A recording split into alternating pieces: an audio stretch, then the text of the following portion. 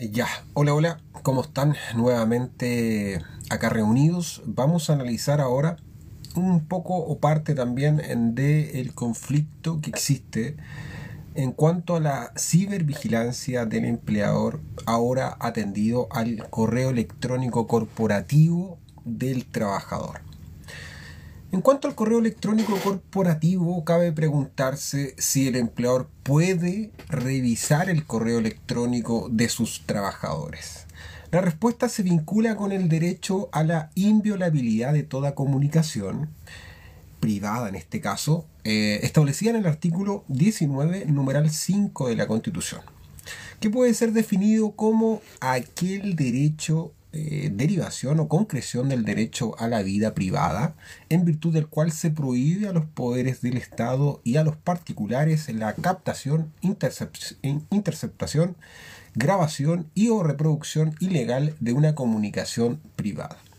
Se trata de un derecho civil político y su fundamento se encuentra en la dignidad humana y en la libertad de las personas. La Dirección del Trabajo, a través de su jurisprudencia administrativa, se ha pronunciado acerca de la posibilidad de que el empleador conozca los correos electrónicos enviados y recibidos por sus trabajadores cuando el dependiente usa bienes de propiedad de la empresa. Para estos efectos, el organismo fiscalizador ponderó los derechos fundamentales en juego, a saber, primero, la inviolabilidad de toda forma de comunicación privada y por otra parte la facultad del empleador de organizar, dirigir y administrar su empresa, que emana de la garantía constitucional del derecho de propiedad. Al respecto, precisó la Dirección del Trabajo que lo habitual y frecuente es que el empleador no pretenda enterarse del contenido de las llamadas telefónicas de sus dependientes, aun cuando la línea y el aparato mismo pertenezcan al empleador. Asimismo sucede con cierto mobiliario y lugares de la empresa que usa el dependiente, tales como casilleros, escritorios y cajones, entre otros, en el que lo corriente sería, ¿no es cierto?, que estos reductos sean una proyección natural de la persona y actividad del dependiente y por tanto habitualmente tampoco serán controlados ni invadidos por el empleador. Por analogía, según la Dirección del Trabajo, lo mismo ocurriría con el correo electrónico. Con todo, agregó el organismo fiscalizador que el empleador podrá regular en el reglamento interno el uso del correo electrónico. Se trata, obviamente, del correo electrónico institucional o corporativo que la empresa facilita a sus trabajadores. Además, por la misma vía podrá regularse el uso extraproductivo del correo electrónico antes dicho. Recientemente, en el año 2019, la Dirección del Trabajo estimó ajustada a derecho la cláusula contractual que a continuación se transcribe. Abro comillas, señala: el Ejecutivo deberá cumplir con las siguientes obligaciones. Letra K. Utilizar el servicio de correo electrónico provisto por la empresa exclusivamente para fines laborales, esto es, para llevar a cabo las tareas de su cargo. De consiguiente, se deja expresamente constancia que todo correo electrónico enviado por el Ejecutivo desde la cuenta de correo electrónico proporcionada por la empresa será copiado en forma automática y depositado en una carpeta del empleador, no teniendo por tanto el carácter de comunicación privada, sino que de registro de la empresa, la que se encuentra plenamente facultada para monitorear y conocer dichos correos electrónicos aún después de terminada la relación laboral. Este organismo administrativo se remite a la doctrina sostenida anteriormente en el dictamen número 260 del año 2002, ya referido, añadiendo que desde el año 2002 a la fecha de dictación del dictamen en comento, el mundo del trabajo había experimentado cambios trascendentales y acelerados en relación al uso de las tecnologías de la información, siendo, en este caso, el correo electrónico solo uno de los múltiples elementos y herramientas que el empleador puede poner a disposición del trabajador para el ejercicio de sus funciones, lo cual hace necesario que este servicio, ¿no es cierto?, actualice su doctrina respecto a la presente materia. En razón de lo anterior, resultaría insuficiente radicar el presente análisis solamente en el correo electrónico, alojado en un servidor de la empresa, cuando tanto el correo electrónico como una serie de otras herramientas tecnológicas de comunicación e información podrían de hecho exceder la figura tradicional de control del empleador hacia el trabajador, particularmente en caso de que éstas se encuentren alojadas en una nube, ¿no es cierto? Lo cual entrega la posibilidad a los distintos miembros de la empresa de acceder en línea al contenido eh, de información, ¿no es cierto? Generando así por cada trabajador en sus respectivos equipos de trabajo, permitiendo así la posibilidad de establecer equipos de trabajos abiertos, ¿no es cierto?, calendarios compartidos, comunicaciones instantáneas, flujos de trabajo con aprobaciones remotas y la generación, ¿no es cierto?, y gestión de información y documentos en forma conjunta o alternativa al correo electrónico. Es decir, el avance tecnológico hoy entrega, ¿no es cierto?, la posibilidad de que tengan acceso a documentos, información o cuentas electrónicas de sus compañeros, lo cual evidentemente tiene un impacto en la expectativa de privacidad que hoy tiene un trabajador al momento de utilizar y compartir tales herramientas. En consecuencia, para la dirección del trabajo no existe, básicamente, si no existe una regulación del trabajador, cuenta con una alta expectativa de privacidad. A diferencia de cuando sí existe una regulación en el reglamento interno, ¿no es cierto? La Dirección del Trabajo precisa que en el dictamen del año 2019, que la revisión de un correo electrónico estará permitida, ¿no es cierto?, en la medida que dicha revisión sea previamente conocida por el trabajador y proporcional a las legítimas expectativas de privacidad que el trabajador tenga respecto de su casilla de correo electrónico corporativo, materia la cual este servicio deberá siempre determinar en forma casuística. Para aquellos casos en que la revisión sí tiene fines investigativos, lo expresado con anterioridad no resulta aplicable, debiendo regirse en dichos casos por la doctrina previamente informada por el servicio mediante el ordinario 222.10.035 del 5 de junio del 2009, referente a la aplicación del principio de proporcionalidad. Estimamos que lo sostenido por la Dirección del Trabajo debe ser ponderado con extremo cuidado. No se trata solo de tal o cual avance de tecnología, sino de que estos avances, mientras más invasivos, deben ser ponderados y limitados con mayor equilibrio en base a los derechos del trabajador o la trabajadora. La pauta no puede estar solamente determinada por las características de las nuevas tecnologías, ya que las tecnologías en sí son neutras y el derecho debe decidir cuáles serían sus límites. Por otro lado, el correo personal del trabajador jamás podrá ser objeto de regulación o vigilancia. Uno de los principales riesgos de la doctrina contenida en el dictamen que acabamos de analizar consiste en que el empleador puede pretender acceder a todos los correos electrónicos del trabajador y demás herramientas de trabajo compartidas por el simple hecho de notificar al trabajador que no tiene expectativas de privacidad sobre las mismas, lo cual sería desproporcionado y afectaría el contenido esencial de la garantía consagrada en el artículo 19, número 5 de la Constitución Política de la República, como también, a nuestro juicio, de la contemplada en el artículo 19, número 4 de la Carta Fundamental. Asimismo, vamos a revisar también en un párrafo, dicha laxitud choca frontalmente con la perspectiva penal de esta temática. Lo anterior es especialmente significativo si examinamos la sentencia de reemplazo dictada por la Ilustrísima Corte de Apelaciones de Santiago en una causa seguida contra de Cadem Sociedad Anónima por un despido atentatorio de derechos fundamentales. En la demanda, la actora sostuvo que su despido se originó luego de que Cadem Sociedad Anónima revisara sin autorización su computador y sus correos electrónicos, infringiendo su derecho a la inviolabilidad de toda forma de comunicación privada. La denunciada, al contestar, sostuvo que su actuación se debió a que tenía sospechas fundadas de que la actora estaba difundiendo a una empresa de la competencia información recopilada a través de estudios que realiza, datos de terceros que tiene el deber legal de proteger, según lo dispuesto en la ley número 19628 sobre protección de la vida privada de 1999. En la sentencia de reemplazo aludida, la Corte de Apelaciones estimó que la decisión empresarial de examinar el computador de la actora había sido conforme a las exigencias de principio de proporcionalidad y rechazó la acción de tutela interpuesta en contra de Cadem Sociedad Anónima, señalando lo siguiente. Considerando secto, señala que es posible inferir que la denuncia, recibida en orden a que la actora estaba trabajando para la competencia con el riesgo de estar difundiendo información que reviste las características y protección legal antes anotadas, sumando al hallazgo en su oficina de una carpeta de nombre de una empresa que no era cliente de CADEM, lo que daba credibilidad a dicha denuncia, resulta de una gravedad significativa para la demandada. En efecto,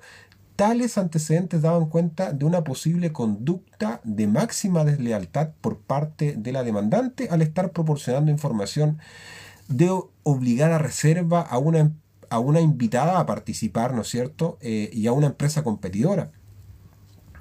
pero a la que se rehusó, ¿no es cierto?, aduciendo encontrarse efectivamente con licencia médica, por lo que, asilándose en una facultad que contempla el reglamento interno, procedió el empleador, ¿no es cierto?, a revisar el computador entregado por la empresa a dicha trabajadora y los asignados a 2 jefaturas más. Y si bien esa revisión no satisfizo, ¿no es cierto?, los requisitos que dicha normativa contemplaba para la revisión, ¿no es cierto?, de computadores, esto es que se trate de una revisión colectiva, impersonal y con la presencia del trabajador, más aún dicha trabajadora, ¿no es cierto?, en ese caso no estuvo presente, ¿no es cierto?, y tampoco se fue a una revisión colectiva. Lo cierto es que fue propiciada por la existencia de algunas señales o pistas, descubriendo de parte, digamos, de la trabajadora, de una encuesta que pertenecía a otra empresa en la oficina de la actora y la denuncia de la encuestadora, que hacían entrever la posibilidad de una afectación de la privacidad de datos personales y en algunos casos sensibles de terceros que Cadem estaba obligado legalmente a cautelar. En esta actuación, lo que se habría, digamos, ponderado frente al derecho crimido por la trabajadora a la inviolabilidad de las comunicaciones. Se agrega en el considerando séptimo de la sentencia que es posible aseverar que no podía existir por parte de la demandante una expectativa fundada y razonable de privacidad o confidencialidad sobre el contenido de los correos electrónicos enviados o recibidos en su computador de trabajo, toda vez que al estar contemplado con el reglamento interno de la empresa, la actora sabía de antemano que dicho computador era de propiedad del empleador y podía ser sometido a un control empresarial. En base a lo antes dicho, se concluye por la Corte que la medida adoptada por la empresa, esto es, de revisar el computador, ¿no es cierto?, de manera, no de manera impersonal, sino que de manera personal, ya estaría justificado, ya que se habría originado en sospechas, según la Corte, de un comportamiento irregular de la denunciante y además que tenía por objeto proteger datos personales de terceros de reserva legal obligatoria. Entendió también que era razonable, pues la vulneración de la información confidencial de terceros se había producido a través de equipos de la empresa. Sostuvo además que se trataría de una medida idónea para el fin perseguido, a saber, es verificar si la trabajadora estaba compartiendo las herramientas de trabajo a su competencia y también es necesaria, ya que no se vislumbra otro medio menos lesivo de los derechos fundamentales de la actora. De igual modo entendió que la medida adoptada había sido equilibrada porque a través de esta revisión solo se había tomado conocimiento de datos empresariales y no personales, en este caso ni familiares de la trabajadora. En definitiva, eso es lo que concluyó la Corte. La verdad las cosas es que nosotros en este trabajo disentimos del criterio adoptado en esta sentencia. Primero porque un deber de lealtad no justifica la violación de derechos fundamentales y la propia demandada no cumplió con su propio protocolo de control emanado del reglamento interno, lo cual resulta claramente desproporcionado. Cabe recordar que en el primer caso resuelto en tutela se vinculaba también con la privacidad informática. Se trata de la privacidad del correo electrónico electrónico privado Hotmail y del chat conversaciones vía Messenger del trabajador.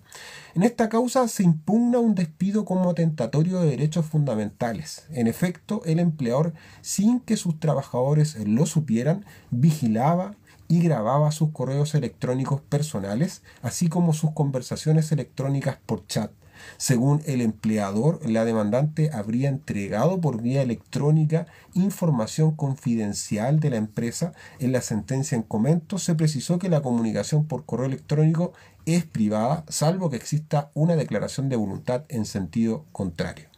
Y se agregó que el ciudadano común y corriente en muchas de las actividades que desarrolla a diario en ámbitos de la privacidad lo hace bajo la confianza, con la razonable expectativa de que este sector de su vida no será interferido por terceros, ya que la sola posibilidad de que ello suceda le haría moldear su comportamiento a tal extremo que su libertad para determinarse y comportarse no sería tal, ya que sería temeroso de que saliera a la luz lo que él ha querido que sea secreto. Así, respecto a la inviolabilidad sobre los medios de comunicación, se ha señalado que ella descansa sobre los principios de autonomía, dignidad e intimidad de la persona, que se traduce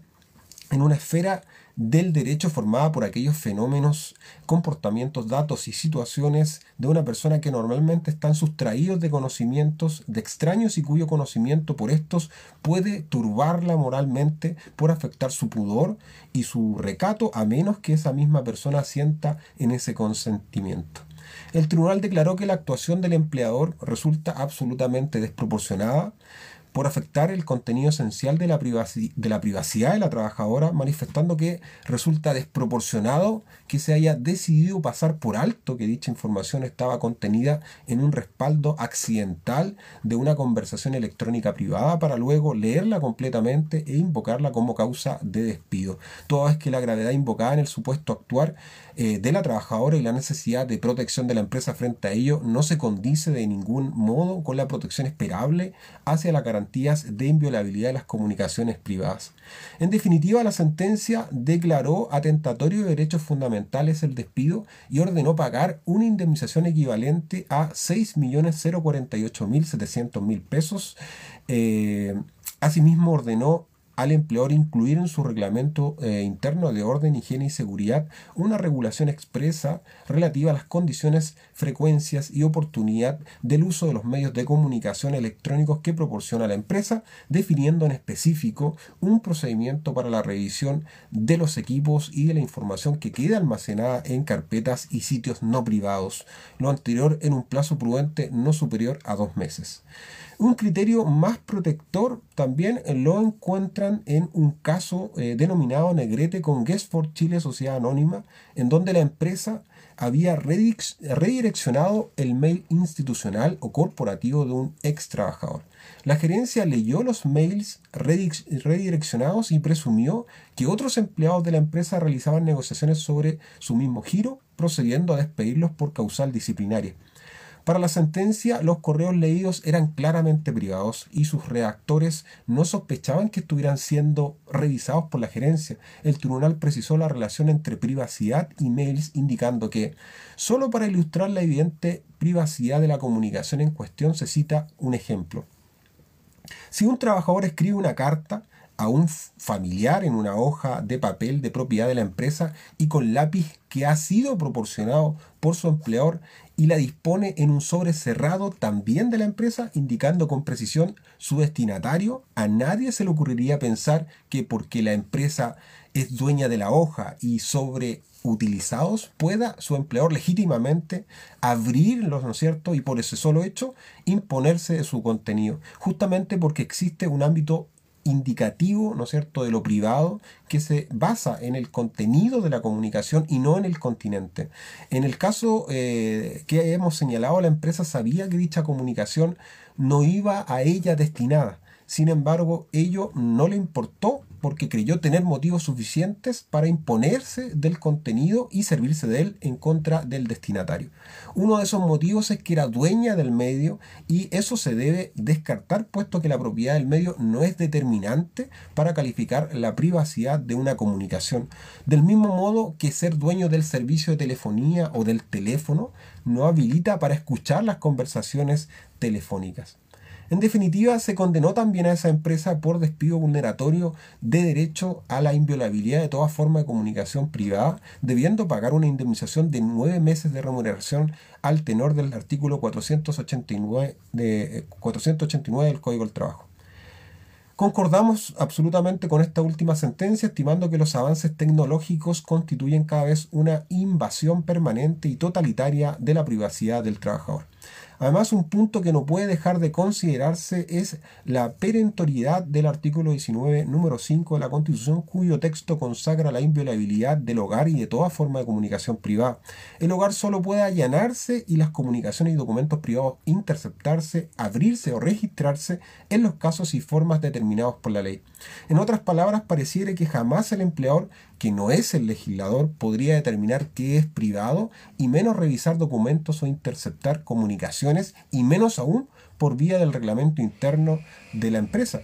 Sin embargo, debemos matizar la afirmación anterior, dado que el artículo 485 del Código del Trabajo en su inciso primero hace referencia expresa al 19 número 5 respecto de la inviolabilidad de toda forma de comunicación privada, reconociendo así que este derecho fundamental puede ser modulado al interior del contrato de trabajo, ¿no es cierto? A lo anterior se une el inciso tercero de la misma norma que dispone que serán lesionados los derechos de los incisos anteriores cuando las facultades empresariales limiten su pleno ejercicio sin justificación suficiente en forma arbitraria, desproporcionada o sin respeto a su contenido esencial. Es decir, los derechos fundamentales del trabajador, entre ellos la inviolabilidad de la comunicación privada, sí pueden ser limitados por el empleador, pero respetando los mencionados parámetros de proporcionalidad que señala el artículo 485, inciso tercero del Código del Trabajo. Dado que esta última norma es una ley, no se ve violentado el mandato constitucional del artículo 19, número 5, pero considerando que en cierta forma permite que el empleador module este derecho que según la Constitución solo puede ser limitado por ley, necesariamente su aplicación debe ser restrictiva y protectora del trabajador. A lo anterior se une en la perspectiva penal del asunto. Para los penalistas no cabe duda de que el correo electrónico es una comunicación privada inviolable. Y desde la perspectiva criminal podría aplicarse a primera cara el tipo penal del artículo 146 del Código Penal si el empleador revisa, ¿no es cierto?, los correos electrónicos de sus trabajadores, incluso los utilizados desde el soporte otorgado por la empresa, que es el correo institucional corporativo. Con todo, Cusó sostiene que el tipo aplicable en esta sería el que está en la ley de telecomunicaciones, en la ley 18.168, el artículo tercero, letra B, letra C, que estatuye como delito de acción pública. Letra C, el que intercepte o capte maliciosamente o grave sin la debida autorización cualquier tipo de señal que se emita a través de un servicio público de telecomunicaciones será sancionado con la pena de presidio menor en su grado medio y a multa, ¿no es cierto?, de 500 a 5.000 UTM. Siendo también aplicable la ley de delitos informáticos que tipifica figuras penales relativas a la informática, la ley 19.223, cuyo artículo segundo establece el que con ánimo de apoderarse, usar o conocer indebidamente de la información contenida en un sistema de tratamiento de la misma, lo intercepte, interfiere o acceda a él, será castigado con presidio menor en su grado mínimo a medio. En este último caso, el empleador ha realizado un hacking blando, es decir, ha hecho un acceso indebido, ¿no es cierto?, sin intención de dañar al sistema de datos. ¿Cómo se armoniza la perspectiva penal con la laboral? Bueno, sobre todo con la tesis de la Dirección del Trabajo en cuanto a que el empleador puede regular en el reglamento interno, ¿cierto?, el uso del correo electrónico y determinar en ciertos casos que revisará los mails institucionales o corporativos enviados y por tanto que dichos casos no habría una expectativa de confidencialidad por parte del trabajador. Debemos recordar que el artículo 146 del Código Penal ya citado establece en su inciso tercero, ¿no es cierto?, que este delito no es aplicable a aquellas personas a quienes por leyes o reglamentos especiales les es lícito instruirse de correspondencia ajena. También que el artículo 36b letra C de la ley de telecomunicaciones anteriormente transcrito, señala que la interceptación o captación maliciosa debe ser sin la debida autorización. Y debemos recordar por último el tipo que hemos citado de la ley de delitos informáticos, artículo 2, que también hace referencia a que la acción de apoderarse, usar o conocer debe ser indebida. En otras palabras, ¿cómo aplican estas causales de justificación en materia laboral? Cusó sostiene que efectivamente el trabajador puede autorizar en forma expresa y para un caso concreto el acceso a su comunicación privada, es decir, a su mail. Sin embargo, esta autorización no podría realizarse en forma genérica en el reglamento interno, como sostiene la Dirección del Trabajo, ya que sería una renuncia al derecho fundamental respectivo. Por nuestra parte, postulamos una postura intermedia, por un lado compartiendo el criterio del año 2002 de la Dirección del Trabajo, en el sentido de que el empleador puede advertir a los trabajadores que revisará los mails institucionales o corporativos enviados, pero jamás los recibidos, lo que respecto del caso del mail enviado por el trabajador suprime expectativa de confidencialidad en dicha comunicación. Sobre este punto cabe recordar que el artículo 485, inciso primero y tercero, contempla el caso de que el empleador pueda modular el derecho del trabajador respetando el estándar de proporcionalidad. Por otro lado, disentimos de los criterios del dictamen 2019 que denotan una perspectiva poco protectora y exime de delito a conductas tipificadas precisamente en el derecho chileno. Por último, resulta fundamental mencionar la sentencia dictada por el Tribunal Europeo de Derechos Humanos al resolver el caso Burbulescu versus Rumania en el año 2017, que concluyó que el Estado de Rumania vulneró el artículo 8 del Convenio para la Protección de los Derechos y de las Libertades Fundamentales de Roma, 4 de noviembre de 1950, que establece que toda persona tiene derecho al respeto a su vida privada y familiar, de su domicilio y de su correspondencia. Concretamente, se estimó que se había vulnerado este derecho al vigilar los mensajes enviados por un trabajador a través de medios propios de la empresa y acceder al contenido de los mismos debido a que no había sido previamente informado de esta posibilidad, incluso existiendo normativa en la empresa que prohibía su uso para fines personales. En este sentido, se estima que esta decisión marcó un hito fundamental en la materia. Concordamos plenamente con este criterio y finalmente cabe preguntarse por los alcances del uso extraproductivo del correo electrónico. En estas situaciones deberá ponderarse cada caso concreto para evaluar las consecuencias jurídicas de este uso extralaboral. Por un lado, un uso mínimo y razonable no podría ser sancionado, al igual que el uso del teléfono de la empresa o de los artículos de escritorio. Por el contrario, una utilización excesiva o abusiva que desvía al trabajador de sus quehaceres podrá ser sancionada según la gravedad hasta con un despido disciplinario. Igualmente en el caso de que el dependiente haya accedido a información confidencial de la empresa o a los correos de sus superiores o compañeros de trabajo, afectando la privacidad de estas personas. Para efectos de evaluar cada caso, la doctrina menciona los siguientes criterios. Primero, los costos de la comunicación extraproductiva, el impacto de ese uso en el proceso productivo de los servicios, si el trabajador es emisario o receptor de correos electrónicos, caso este último donde el mero hecho de recibir y abrir un correo no involucraría responsabilidad alguna, y si existe o no un marco jurídico normativo o contractual en cuanto al derecho de comunicación en la empresa. Por último, también se debe señalar que el uso del correo electrónico para fines sindicales no constituye un incumplimiento contractual, más aún si considera que la legislación estatuye precisamente permisos semanales para los dirigentes sindicales de 6 a 8 horas para efecto de desarrollar su labor sindical, así lo establece el artículo 249 del Código del Trabajo. En estas horas de permiso perfectamente el dirigente sindical podrá remitir correo electrónico a sus representados. Además, podría regularse este uso en el reglamento interno o en el contrato colectivo de la empresa. Finalmente, a modo de síntesis, se considera que para responder adecuadamente a los desafíos planteados por las tecnologías de la información y la comunicación, es recomendable regular formalmente el uso de los medios o herramientas informáticas que el empleador pone a disposición de los trabajadores bajo su dependencia para el desarrollo de los servicios convenidos en el contrato. Esta normativa deberá ponderar adecuadamente las garantías constitucionales en conflicto, respetando por un lado los derechos titularidades, ¿no es cierto?, del trabajador o trabajadora, a saber, el respeto y protección de la vida privada y la honra de la persona y su familia, la inviolabilidad de toda forma de comunicación privada y el derecho a la autodeterminación informativa, y por otro lado también respetando el derecho de propiedad y la libertad para desarrollar cualquier actividad económica, garantías reconocidas constitucionalmente a la parte empleadora, como asimismo los principios que informan la normativa vigente en nuestro país sobre protección de datos personales.